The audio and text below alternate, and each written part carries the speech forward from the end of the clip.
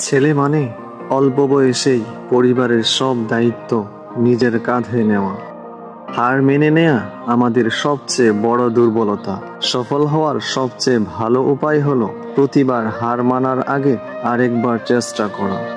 তুমি এক লাফে ছোট থেকে বড় হতে পারবে না। এর জন্য তোমাকে সময় দিতে হবে এবং অবশ্যই ধৈর্য ধরতে হবে। কখনো না হারাটা মানুষের সবচেয়ে বড় বীরত্ব নয়, বারবার হেরে গিয়ে আবার উঠে দাঁড়ানোই মানুষের সবচেয়ে বড় বীরত্ব। মানুষ কখনো ব্যর্থ হয় না, সে শুধু একটা পর্যায়ে এসে হার মেনে নেয়। সেই অবস্থাকেই আমরা ব্যর্থতা বলি। আমার অভিজ্ঞতা বলে শ্রেষ্ঠ মোটিভেশন হলো সত্যিকার ইচ্ছা।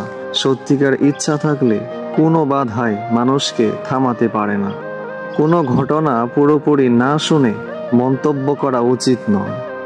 এক মিনিটে জীবন কখনোই বদলায় না। অন্যের কথায় কান না দিয়ে নিজের স্বপ্নের দিকে এগিয়ে চলুন।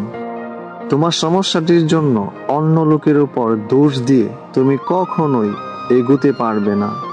তুমি জলকে দোষ দিতে পারো না নৌকার ছিদ্র খোঁজার জন্য। চিন্তা ব্যতীত শিক্ষার মূল্য অর্থহীন এবং অপরপক্ষে সুশিক্ষা ছাড়া চিন্তা করা বিপজ্জনক।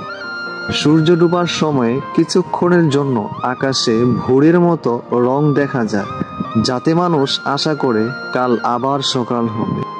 আমি সবচেয়ে খারাপটার জন্য প্রস্তুত থাকি, কিন্তু সব সময় সবচেয়ে ভালোটার জন্য আশা করি। আশা হলো এমন একটি বিশ্বাস যা মানুষকে অর্জনের দিকে নিয়ে যায়। আশা আর আত্মবিশ্বাস ছাড়া কিছুই সম্ভব নয়। ভোর হওয়ার ঠিক আগেই রাত সবচেয়ে বেশি অন্ধকার হয়। মানবজাতিকে নিয়ে কখনোই আশাহত হইও না।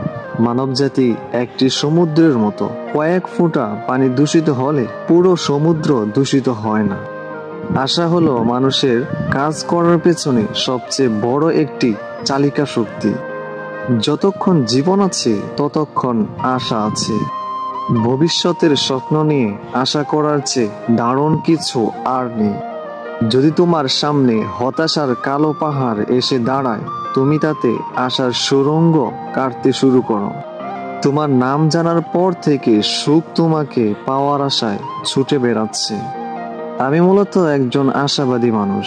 আমার এই স্বভাব জন্মগত আবার চর্চাগত। আশাবাদী মানে আমি সব সময় আলোর দিকে মুখ ফিরিয়ে থাকি এবং সামনের দিকে চলি।